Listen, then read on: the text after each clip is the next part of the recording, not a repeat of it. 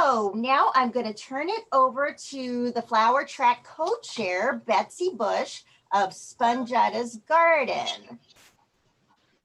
Hi there. Thank you so much for joining us today. I am so excited that Lisa has agreed to speak to us. Lisa and I actually started our flower journey about the same time, not too far away from each other.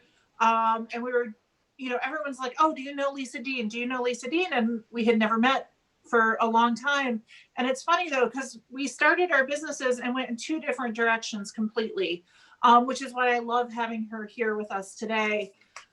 We actually got to meet in person last year at a conference and hit it off. And over the summer, we were able to make a connection. And one of those was she's selling stock to florists, and I was able to swoop in and buy her singles so that I could put them in my bouquets. And just kind of an idea of how we can all work together and how that worked. One of the things I really admire about her is how she sets priorities and then she directs her business towards them. And we're going to hear a lot about that today. So Lisa, thank you. And we're so excited to hear from you. All right. Well, good afternoon. Thank you for joining us today. I'm Lisa Dean, owner of Floral Root, and like the title says, we're going to deal with learn how to build some good relationships with your local florists. Okay, on to the next. I'm going to give you a bit of a background on myself, little bit about myself. At the age of 16, I was able to work with my local greenhouse, which was also a florist. This kind of gave me an introduction to cut flower production and also the florist industry. It was kind of an excellent experience now that I look back on it, something I really didn't think that I would be doing so many years later. They did a lot of chrysanthemums. They grew them for fall production, and they also grew them for Christmas production. And I got to really experience everything about that, from the planting to the maintaining and into the harvesting. So that was something really special that I got to experience early on. I also have worked on many other farms. After college, I worked on a huge farm down in the Ulster County. They were a large vegetable farm, but they had a small farmers market that they also did a lot of field-grown cut flowers there. So one thing special about that is I got to kind of head the operation of what they were going to be growing for their farm market and what they would be selling. So that was another experience that I didn't think would kind of keep leading me onto my journey of where I am today. So after we had our time in the down in Ulster County, my husband and I decided to move back to the Mohawk Valley. We are located in Canajoharie, New York. Right now we own 14 acres. It's all open hayfield, so it was an easy transition to kind of start up, cut flower production. Currently we have about a half an acre in production. And we do have one heated greenhouse that's about 1,000 square feet of growing space. So as that leads us on to, where did Floral Root begin? After working for many people year after year, I said, you know what? I really want to give this a shot. We have the land. Let's see what we can do. So in 2016 is when my husband and I decided that, hey, here we go. Let's make a go of this. We first decided, let's start small. Let's see what's going to work for us. So at the time, we had a really large vegetable garden that we transformed into a cut flower garden.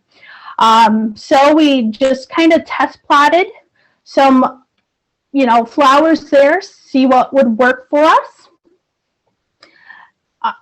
And then, kind of went on to there. I did a lot of weddings in the beginning, and that helped, build some income. So in 2016, I think I did about 8 weddings and just kind of started. On 2017, we decided let's make a go for this. We had the greenhouse, we had some growing space. Let's see if we can make this work. So we focused on farmers markets. We wanted to do a roadside stand because our main goal was direct sales. We wanted to sell directly to the consumer at first, and just stay as local as possible. Unfortunately, we are kind of on the off-beaten path of, traffic. So the roadside stand wasn't completely successful. It was hard to bring people out of town and into the country, as you would say, even though in Canajoharie you have to drive anywhere to get someplace.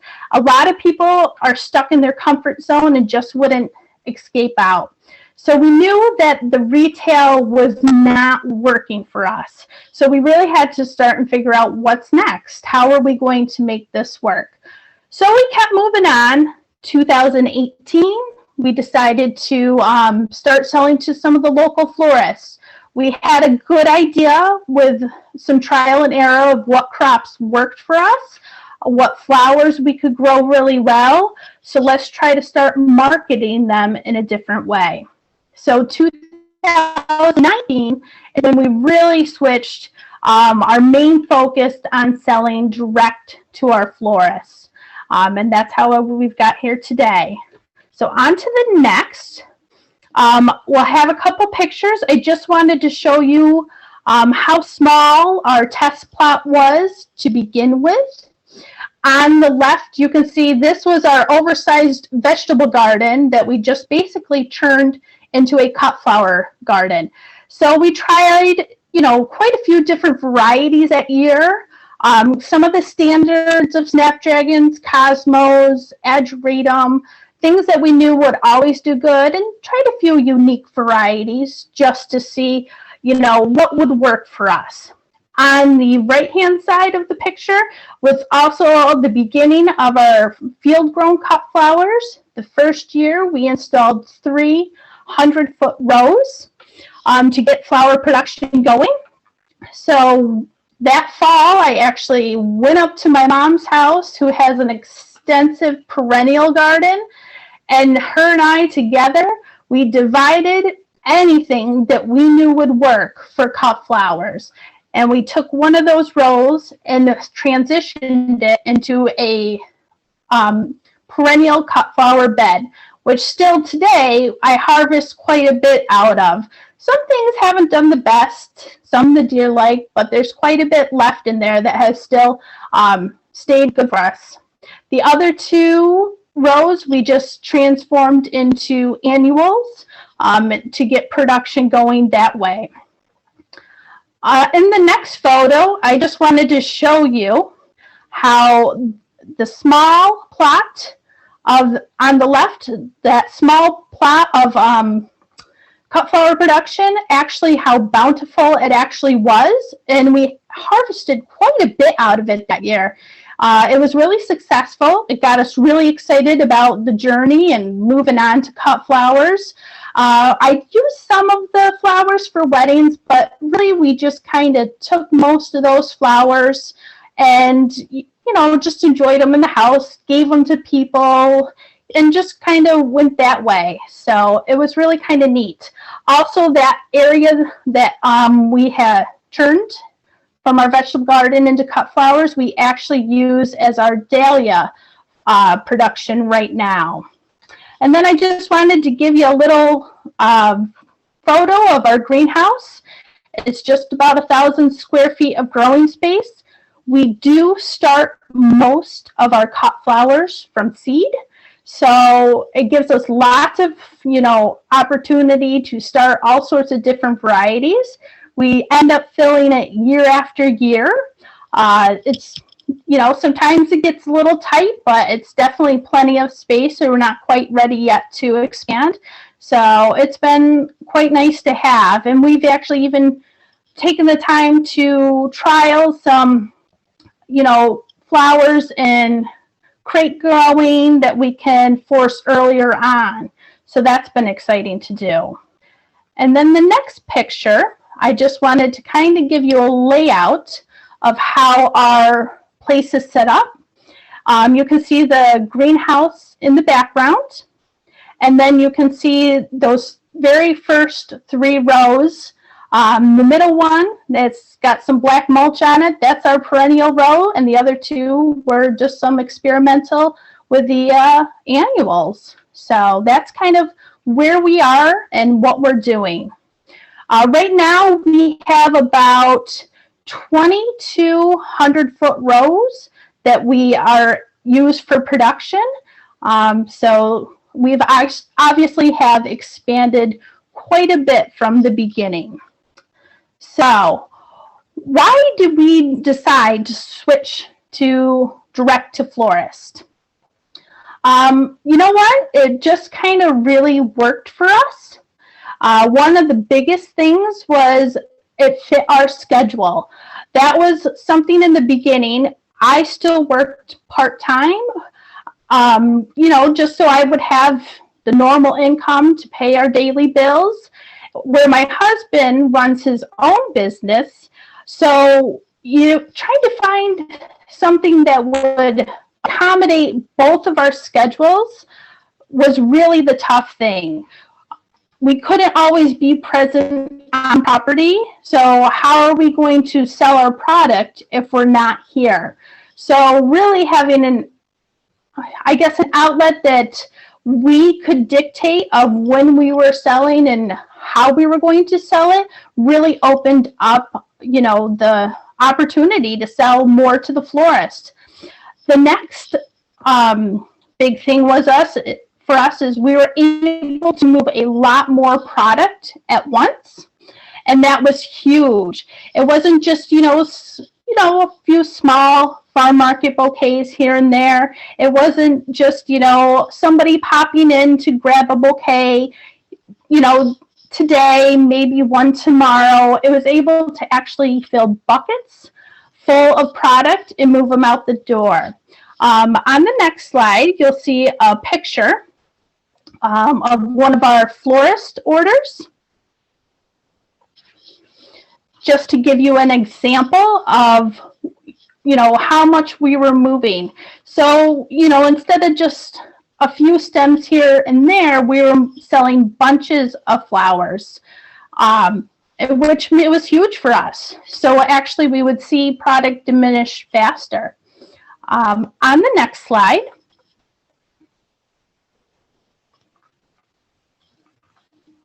again, you'll see, you know, here's an example of one of our weekly florist orders. We would, you know, send out an email at the beginning of every week. Then they would contact us of what they were interested in, and we would be able to go out and harvest and put together their order. So, you know, we would have our loop of who we sold to on what days, and we would focus on, you know, each day separately. And really, it just made a big difference on the amount of product that we were finally able to move out the door. And that was huge for us. On the next slide is just one more example of some of the florist orders of what we were selling out the door. Okay, on to the next. So let's talk about, you know, building that relationship with your local florist. You know, one of the biggest things I think that worked for me is I just stopped into shop after shop after shop and introduced myself. Who am I? What am I doing? Why do you want to get to know me? So, you know, a lot of florists are interested in local grown cut flowers, but they don't know about a lot of people that are doing it until you go and introduce yourself to them. You know, and to a lot of them, I would go and say, hey, during my growing season, why don't you come and stop out to my farm and see what I have to do? Some took me right up on the offer. Some, you know, depending on their location, it wasn't always adequate to them. But, you know, it really works. And then once you kind of can bring them to your location, they might see something else you're doing they'll say, hey, that's something I can use in one of my designs, and you may have never even thought about trying to sell it to them before. There's so many opportunities, and florists are so creative that they can really, grab anything and make it beautiful. So that was, one of the biggest things is just getting out there. And really this time of year, January, is one of the best times to go door to door to your florists and introduce yourself. This is their big off season. They're usually slower on business-wise during these months. So it's a great time to make a connection with them, because they're going to have time to talk to you about, your interests and what you're doing. So that's, I would really recommend, if you want to start selling, get out there. Also, too, during the growing season, I would bring lots of samples with me. Sometimes I would bring an extra bunch of something and say, here, this is something I would like you to try. Maybe they've never heard of it, seen it, and get feedback from them. Is this even a viable product to be growing that you can use in your design work? Does it have, the base lice that you're looking for? And also, another thing I would start to ask them is what type of flowers they're interested in me growing. If they could have local grown flowers, what type would you want? Some florists use a lot of, for example, sunflowers in their design work in the summertime. So maybe that's something that you're great at growing, and that's something you could offer them. So they would much rather buy from somebody locally than somebody, imported. So, you've got to ask these types of things. Some florists may use a bunch of delphiniums or a bunch of dianthus, things, some bunch of snapdragons even. So those are things that you could even start with to get an idea about what do I want to grow and what could I grow. Some florists are very color specific. They offer certain color palettes, and that's why, people come to them time after time again because they love their color palette design that they use. So maybe they use a lot of white, maybe it's pink. So even too, when you're starting to think about what varieties to grow, think about what colors are going to sell to them also. This is something else that I've done in the past, and I think it helps a lot in building a relationship. I have my off season, which is now, and a lot of times I help some of my florist friends out for their busy season, which one of them is coming up, is Valentine's Day.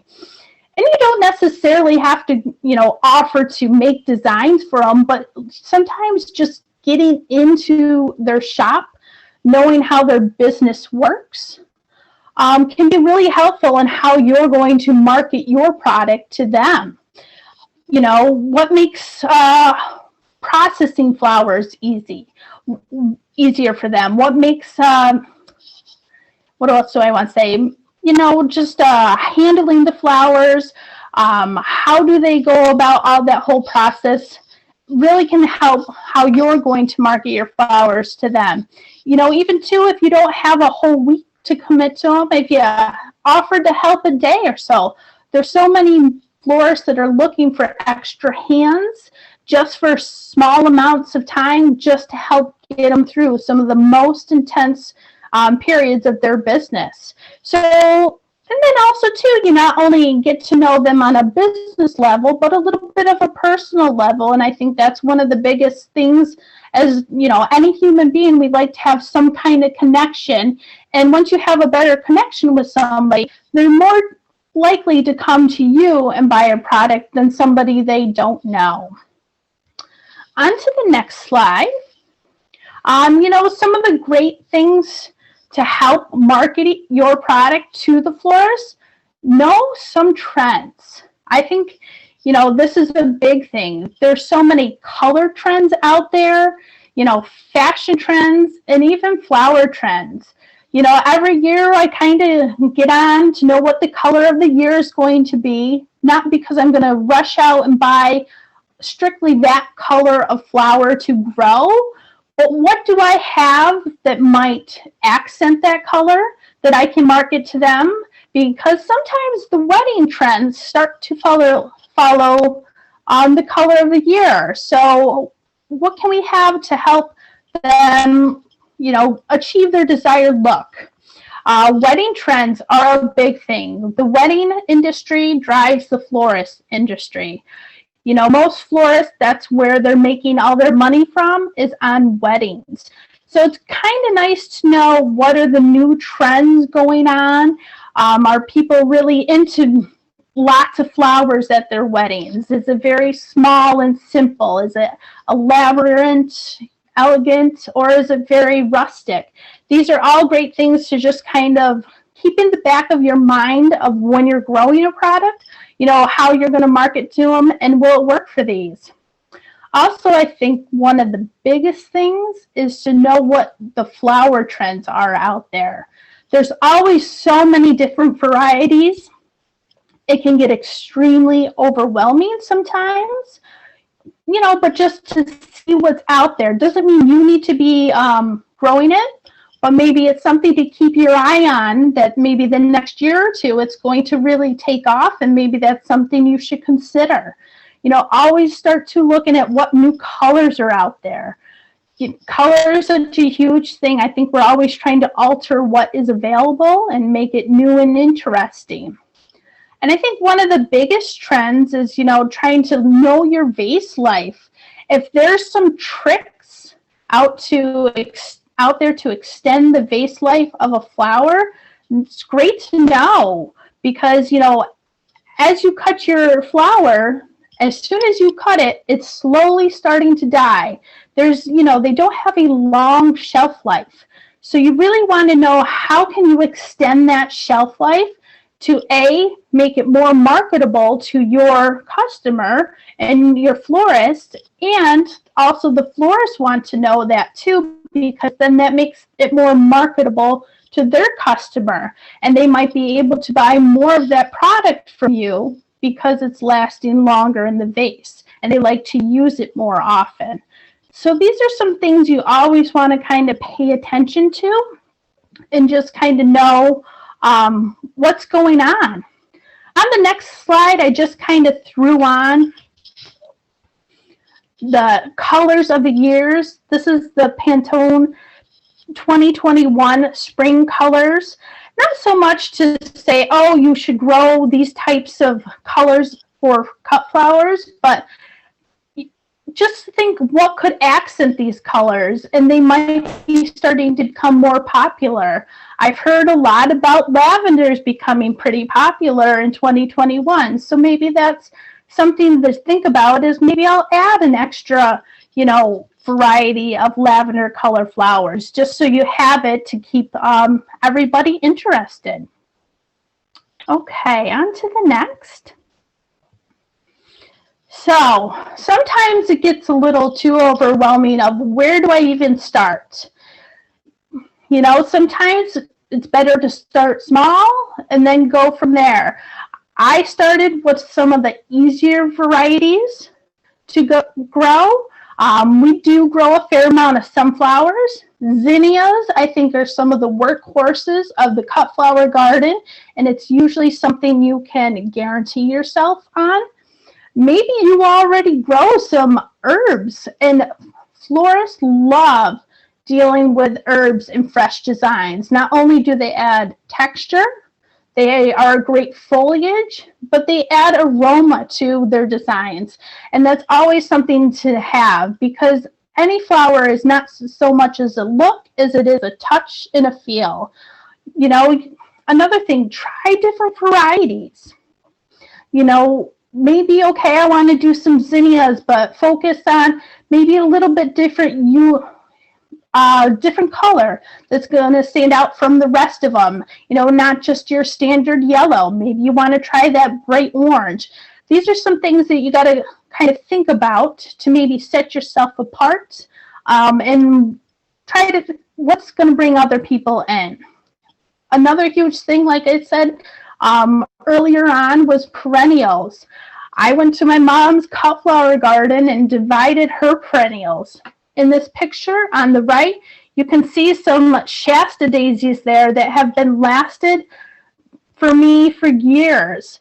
I don't necessarily sell a ton of them to the florists, but I do sell handfuls of them because they may have a certain event or somebody who loves, a customer that loves Shastas and they just don't have access to them. So when they're able to buy that from you to make it a better sale to their customer, it's a really, nice thing to offer. Just below the Shasta Daisies, there's a little bit of red yarrow. This is a great perennial to have on hand. Not only do they produce, and sometimes you get a great second flush, but they produce for years. And you can just get so much from so little on those guys. And there's a sea of colors out there available. And then up towards the middle, you'll see kind of a white curvy spike flower. Those are some gooseneck loosestrife. They're an amazing perennial to have in your garden. Some people might already have them. I sell boatloads of them to the florists every year. Once they're in season, I probably can't even keep up with the demand, and I have a small patch of them. I would say our patch of the gooseneck loosestrife is probably only about 10 feet by 4 feet. It's not huge, but we get a lot of stems per area, and the florists just kind of go nuts for them because they're simple, but they just add a little element of elegance to the arrangements for them, and they do last. They have an amazing vase life. So I think that's, something too. You might already have some of these items in your garden that you could try and start marketing out to the florist and see if that's something they would be interested in. And I think that's something, to really think about also. Okay, so on to the next. I'm going to give you an idea of some of the items that we grow here at Floral Root. We do a fair amount of sunflowers. We have lots of filler flowers, foliage crops, focal flowers. We also use flowers that are not only great for fresh, but then are for drying. And we grow a lot of Lysianthus and Eucalyptus. Okay, next. Sunflowers.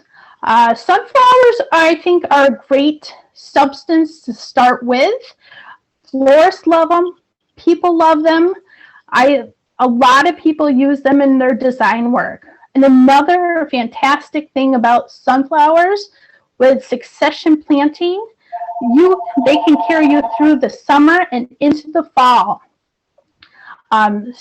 There's, so many different varieties out there. We do a lot from the Pro Cut series, only because they have amazing, unique varieties and a lot of the great standard ones that people are used to. So we usually stay with those varieties a lot. Premier is another great option. And we also try to find some really unique bicolor varieties to offer. So, you can kind of see in the picture, they're hidden underneath the yellow, some of the plum series, which people go nuts over. And really, some of the florists do too, because they just add a different pop of color that everyone can have in their arrangement, but still get that sunflower feel. We here do not focus on branching varieties. There's many branching varieties out there. We really focus on the single cut stems because we just want to be done with it. Cut it once and be done and move on. So those are some things you can kind of think about, something simple to start with to carry you through. So on to the next. We do a lot of filler flowers here at Floral Root. You might be kind of asking yourself, what is a filler flower? So filler flowers are the flowers that add a lot of texture. They fill gaps. They add depth to all the arrangements. So these are always something that the florists are looking for to have in their, along with all their other flowers. Some of the types of filler flowers we do are Chinese forget-me-nots, because they are the most beautiful blue, true blue that you can get out there. We grow a lot of status here, and it comes in I almost think every color you can think of, and there's so many options. There's Cosmos, Gomphrena, and Verbena. So some of the pros to growing filler flowers is you get a lot of stems per plant. So if it's something you even wanted to experiment with, you could think about, okay, let me try these. You don't need as much space to grow these plants because you get so many stems per plant to get your desired amount. So that's kind of a nice option. If you don't have a lot of space, maybe this is something you could look forward to. I think the biggest con with these filler flowers, they always seem to take twice as long to harvest and get ready than some of your other flowers. I think just because they're dense plants, there's always so many stems per plant that you're always kind of sifting through and looking for what you want. So on the next slide, I have some examples of the, one picture didn't pop up. Some examples of the filler flowers. So on the left, you have your Gomphrena. And you can kind of see with the Gomphrena that how many stems you get. This is the orange. I know we sell a lot of the orange. There's a purple variety. I sell quite a bit of white. Another plus about this Gomphrena is not only do we sell it fresh, but it makes a great dried flower. So as things come into harvest stage, if we don't necessarily unload everything that's available at that moment, we literally just hang them and dry them, and then I have another opportunity to sell them later on to the florist as a dried product. And so it kind of provides a double whammy. So we enjoy them, but those are one of the flowers that take a lot of time to harvest. They do tend to get tangled with each other, and sometimes I break more stems than I hope to. Unfortunately, my picture looks like the picture of my Chinese forget-me-nots didn't pop up, but take time, research those. They really are a fantastic blue color, and I think one thing we really like about them, not only the color, they're very whimsical, they're sweet, and they have a great stem length. Usually we get somewhere around 2 feet on a stem length, which is nice to add some height to your designs. On to the next slide. You can see some pictures of some status. The status there, we grow so many different varieties. As you can see in this picture here that's on the left.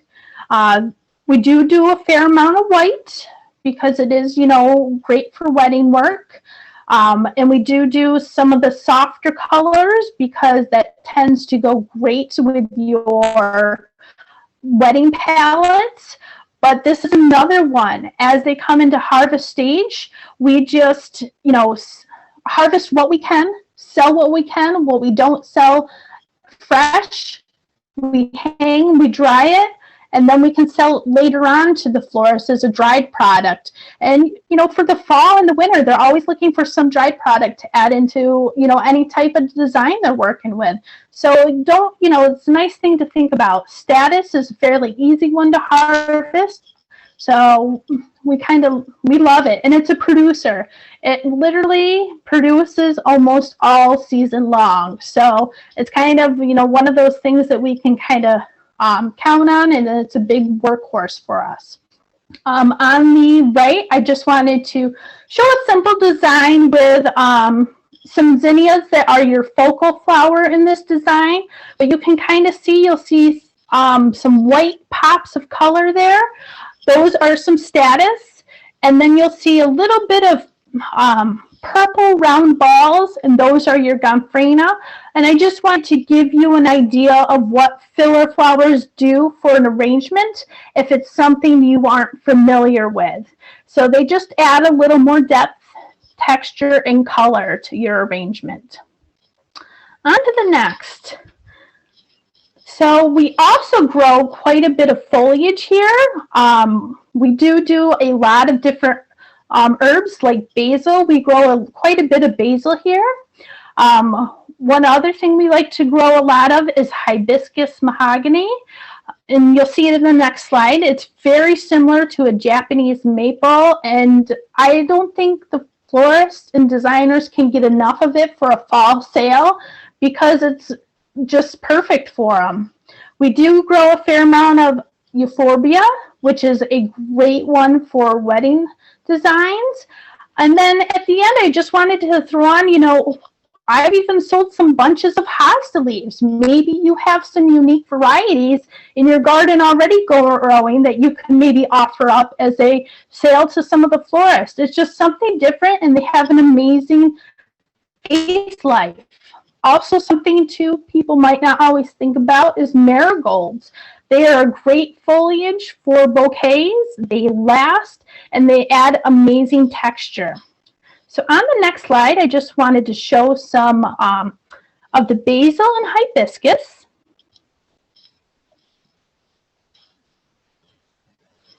That we grow. So on the left, you can see these are some young starts that we have ready to get ready to plant out. On the right, that is our hibiscus that we use a lot for our fall sales. And one stem can get anywhere from 3 to 4 feet tall. So depending on what your florists are using it for, they might just use it as a single stem in a large design, or if they're doing smaller design work, they can cut it down and get multiple cuts per stem. So there's a lot of opportunity for them with this plant. And so far, the feedback I've gotten from florists is great.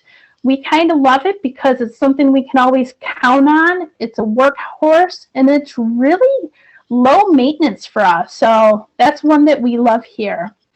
And then on the next slide, I just wanted to show you what some of our basil looks like at maturity. Now, we're not always using your standard varieties of basil that you would necessarily use for your culinary needs. This here is Basil Cardinal. You can see it has this beautiful mahogany seed head to it, and it's just another great fall accent that we kind of focus it for, not only because does it have the beautiful green leaves, but the beautiful seed heads. And sometimes too, you know, the florist may not only use that as a greenery, but more of a focal. And it adds the aroma factor to a lot of designs. So that's something that's been really great for florists to use. On to the next. So Lysianthus, this is one of our main crops here. This year we're doing about 2,000 plants. We do plan on them as a cut once and then you're done with them. But the amazing thing about Lysianthus is you can get multiple blooms per stem. So you may have anywhere from 6 to 10 blooms on one stem. So, which is a great marketing tool towards florists, because, you know, they don't only have to use that one stem for some, you know, one part of the design. They could use it in multiple parts of the design depending how they want to break it down. Another great factor with Lysianthus, it has one of the longest vase lives for cut flowers. You can get up to almost 2 weeks out of one stem of Lysianthus. So that's a huge, you know, marketing factor, because it's something that's going to last and last for a while. And I think the one comment I get the most is that it reminds you of a rose. So you don't necessarily have to grow roses to have that look. These are very delicate, very soft, and everyone says they remind them of a rose. So that's another great factor. Lysianthus right now are actually becoming back into popularity with designers and with weddings. People are asking more and more for them. So it's something you can really, maybe give your shot at and see if it's something that would work for you. So the next slide is just a couple different varieties that we offer here. We grow, this year we kind of focused more on white colors, but we've always offered this beautiful soft yellow, this beautiful purple, which actually complement each other together. And once we kind of have them together, that's how we sell them the most of. But you can kind of get a feel for them how many blooms and buds are on one stem. So they're just a great, great flower. And the next slide is one more. Just gives you a different, color varieties that are out there. There's so many to choose from. Some are really antique-y and some are very frilly. So they're a fun one to offer up. Okay. On to the next. One of our biggest foliage crops here is eucalyptus. We grow about 5,000 stems every year. So it may seem like a lot, but the way we plant them, we actually plant it very densely, and that works for us. So we're able to fit a lot into a little bit of space. One downside for eucalyptus, it's almost an entire season investment. We'll be starting seeds shortly here, and we really don't plan on harvesting them until earliest the end of August, sometimes into September. We don't even start. Eucalyptus is definitely a fall crop, and it needs its time to, grow. But I don't think the florists can get enough of it. People are just kind of crazy about eucalyptus right now. So it's something we can, really count on year to year. It's nice because as eucalyptus is, it's a natural deterrent on pests. The rodents don't bother it. The deer don't bother it. So usually we don't have to worry much about anything with it coming in and swiping it out on us. You can grow it from seed, and there's also a lot of places that do offer it from plugs. So, depending if you wanted to give it a shot, depending on what you can do. On the next slide is just a couple examples of the eucalyptus that we grow here.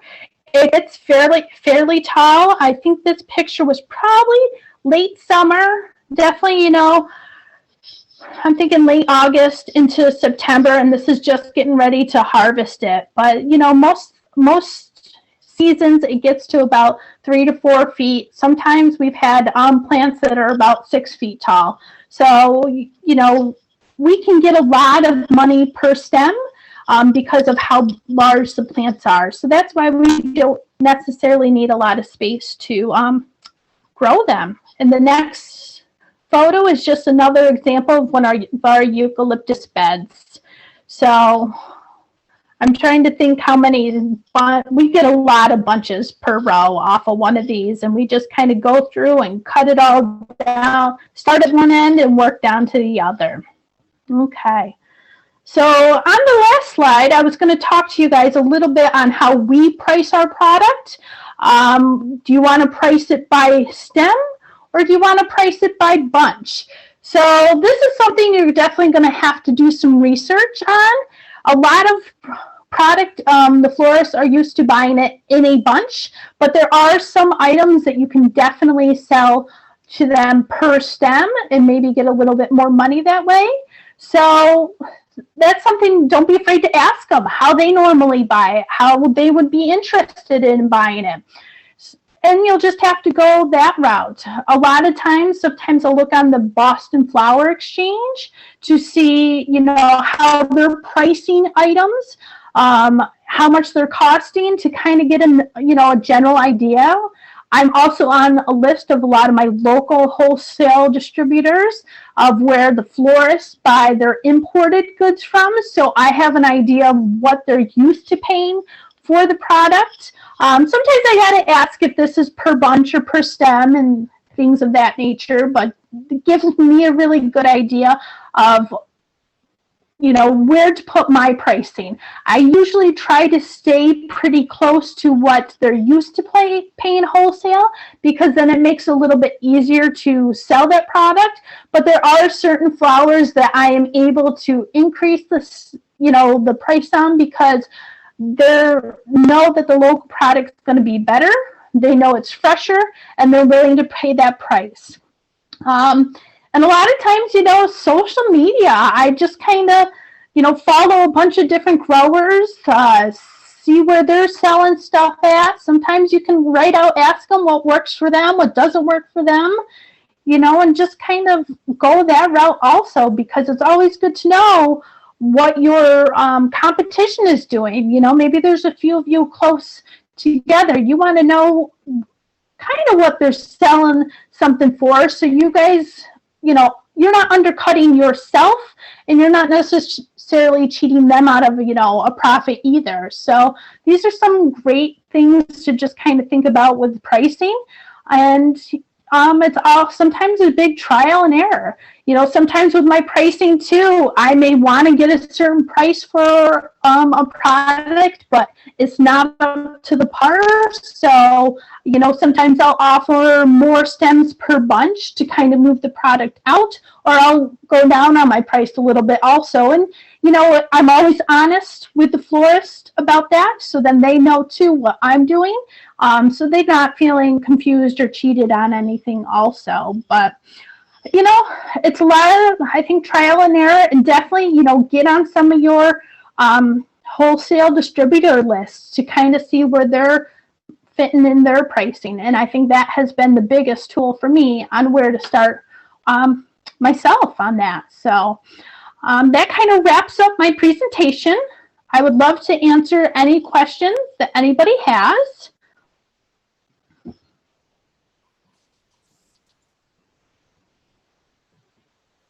We've got some great questions here. Let me just scroll up. Okay, lots of good stuff here. Okay, so Fran wants to know what your favorite perennials are. Right now, I love the yarrow. It just produces so much in a small space. So I think, if you wanted to start something simple, go for that. And the nice thing is, it will multiply year after year. Then you can go back, divide it, and you've kind of created more, profit for yourself out of one little plant. So that's kind of been my go-to for quite a few years. And not only is it great fresh, but it's fantastic dried. So that's another factor. So if you don't sell it all at once when it's harvestable, then dry it, sell it to them later on for a dried product. Great. Okay, and for somebody just starting out, how much inventory do you think they would need? And that's one thing, maybe kind of get an idea of what works for you. That's why I started with a small plot, to see what works for us. Sometimes I'm surprised on something as snapdragons, how many stems I can get off one plant that, is marketable. So those are some things that you might have to try and, figure out for yourself a little bit. But I would really, it's amazing what you can fit in a 100-foot bed. All our rows are 100 feet long by 4 feet wide. And we usually do most things on a 6-inch spacing, and you can fit a lot of product in there. So, and especially if you get some, branching type things like snapdragons, you'll get more than one stem off of them. You'll be surprised. Great. Okay, do you offer delivery or just pick up? Do you charge a delivery fee, and do you have a minimum stem order or a minimum dollar amount? We do offer delivery. That is one thing we have been working towards. And still working out our kinks on it. We do have a delivery fee on top of it, but in the last few years of kind of focusing more on the wholesale end of it, that I have my routes planned out, so I'm not traveling all over the place. I have a circle of people I hit up on one day and a circle of people that I hit up on another day. So then that way too, it makes more sense in my, fees and my delivering, and I'm not just scooting everywhere all at once. So I do not have a minimum amount ordered, because I do have a handful of florists that want me to just bring my product to them. They would rather what they call buy off the truck rather than placing an order ahead of time. But I usually can, guarantee anywhere from like $100 to $150 sale just from that one person of buying off the truck. So I kind of, work my extras into that factor too. And how many florists do you supply per week? It depends. A lot of depends on what they have going on. This last year was a little different than, other years, but I could usually do about 8 in a day would be a good loop. So it'd be enough. Wow. Okay. And so, why don't you speak to that a little bit? How was marketing in 2020 with kind of the collapse of the wedding trade, with so many people postponing and canceling or going smaller? Yes, so it was definitely nerve-wracking at first. I think where everybody was in the beginning of this, none of us knew what was going to happen. So as the season progressed, more and more was popping up because people wanted to send flowers to their loved ones that they weren't able to see. So there was still that market there of florists wanting to, having orders and wanting to support other local growers to keep the money in the local economy. So it actually worked out better than I thought. Some of the wedding business, definitely dwindled, but the market business was kind of up this year, so it kind of evened itself out. So I think going forward into 2021, everybody knows no matter what situation we're in, the weddings are going to happen. People are still spending the money on the flowers, so it's going to, I think, be much better this year. That's great news. Okay, and then someone wanted to know the ideas of number of plants per row bed size of different crops you produce, with in particular eucalyptus. I know you mentioned you do the 6x6. That's a lot of plants, and you said your rows are 4 feet wide. Yes. So that's yep. So yes, with the eucalyptus, we start most of it from seed. So we usually put a few seeds per plug that will eventually be a few plants per spacing.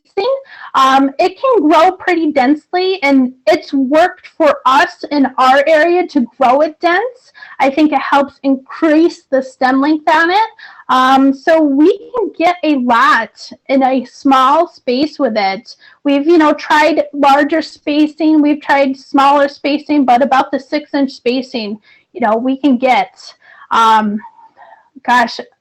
It's sometimes every year is different because you don't always have, 3 plants per, spacing or 4 or something, but you can get a lot in a small space. Okay, so there were 2 requests for variety names. One was the Gomphrena that you showed. I'm assuming that was the orange one. It was, yep, just orange, yep. Very simple there. Orange, yeah. And then the gorgeous basil. That was Basil Cardinal, so it's more of an ornamental variety, and we've had better luck focusing it more on a fall crop than a summer crop. So it's got a pretty long season, but once it's ready for the fall, it has that perfect color to add into stuff. So yes. And do you grow your Lizzies in the field or the greenhouse? We do mainly in the field. This year, we're going to trial some into the greenhouse and see how that goes. Last year, we had a little bit of deer pressure on them, so we're going to try to see if we can't, keep a few more protected that way. Okay, and what type of car do you drive? What type of setup, vehicle, and interior do you use for delivering to florists? You can So I think most, like every mom out there, I've got a minivan. So we love our minivan. It's basically a truck that's enclosed. So I put every single seat down, move the seats up. I have my system of, have a tarp. I've spilled lots of buckets in our vehicle. So I put a tarp down. I use crates to hold the buckets so they're not shifting so much. But it's amazing how much you can cram into one of those minivans. Okay, and then there's another one on eucalyptus. How many stems and what stem length do you shoot for in designer bunches? And if you wouldn't mind telling us the bunch price. Okay, yes. Depending on the year, last year it wasn't quite as prolific as other years, and sometimes it's just that way. Usually we aim for about 8 to 10 stems per bunch, and this is usually when the length of them are about anywhere from 2 to 3 feet. In that year we got about $18 per bunch out of them, and that was our wholesale cost. Last year we had to put a few more stems per bunch in them, and we kept our cost the same just to kind of even things out. So great. What are some good resources on after harvest care? Ooh, this is even one that I've sometimes have been looking for myself. I think a lot of great information out there is, some people know of them, the Florist website. She's got a lot of great information on after harvest care, and also links of where to get some, more information. And sometimes I've noticed for us, just trial and error, maybe I shouldn't harvest that at night. It does a lot better when I harvest it in the morning. And then that way, just kind of keep your flowers cool. Actually, last year was the first year we even had a cooler to utilize. So many years we had a garage, and we would just move our, you're not trying to sit on your product too long when you're wholesaling it. So sometimes the garage was just cool enough to keep them set for a night or two and then move them right out. Great.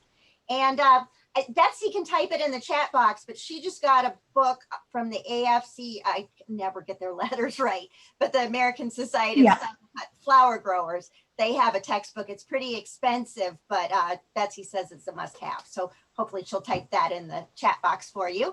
And then there's a question on starting Lysianthus from seed, and who is your favorite seed supplier? Any tips? And so Lysianthus is one thing we do primarily buy in. It is a long growing season. If you're going to start Lysianthus from seed, you want to have started them already. So that's one reason why we don't necessarily start them in. So I have in the past. I have started later on, like March, and see if I can get a fall flower out of them. So I'm always kind of experimenting a little bit, but we usually buy them in. I do buy a lot of seed from Johnny's. Johnny's Seeds is great. I kind of utilize everybody. I've used Burpee. I use Harris Seeds. I use Baker Creek for some heirloom seeds. So, there's a lot of options I think that we're all used to, that we can just maybe add a few extra flower packets on. So great. And then are deer or other animals a problem? Always. We always have deer issue, and you never know. It's kind of one of those things. One year they'll bother one crop, and the next year they won't even touch it. So sometimes we're kind of fooled on, why are you doing this? I think they're just trying everything out. 2 years ago, we had a huge mole issue. I would literally go out every morning and I would lose, almost half a row of Gomfrina overnight to the moles. And it was just, you never know. So then we said we need more cats. So, yes. Okay, one last question. Where do you buy your Lysianthus plugs? I use Farmer Bailey's website and buy plugs from him. He uses, and he kind of is a middleman for grow and sell. But I've noticed that if I go through him specifically, I've gotten a better product than if I'm buying it directly from grow and sell. Oh, So I've used other suppliers, but I've been really happy with them. great. And then I am going to stick one more on you. Yeah. Have you had any luck getting eucalyptus seeds this year? If so, where? And I think a few of us can chime in on that one. Yes. So that because of the Australian wildfires, they are few and far between. I have been told that I'm supposed to be getting some seeds in from GeoSeeds, but I don't feel that I'm guaranteed on it. So I'm going to wait and see what really happens come February. But I did buy a lot of plugs this year because it is one of our main crops, and I just didn't want to have to go without. I did get some from Territorial. I got the silver drop, and then I was ready to pounce when the Florist sale was going on. So I got a couple different types with that. Yes. So I think that's one thing that's going to be hard for a few years. Okay. And then the eucalyptus plugs, is that Farmer Bailey as well? I use them, yes, because this was a kind of a last minute chance to get something. So I just jumped on it while I could. Great. And somebody's commented that they bought eucalyptus plants from Richter's. Okay. Yep. Well, Lisa, this has been so much fun getting to know you. And we really thank you for coming and sharing so much with us.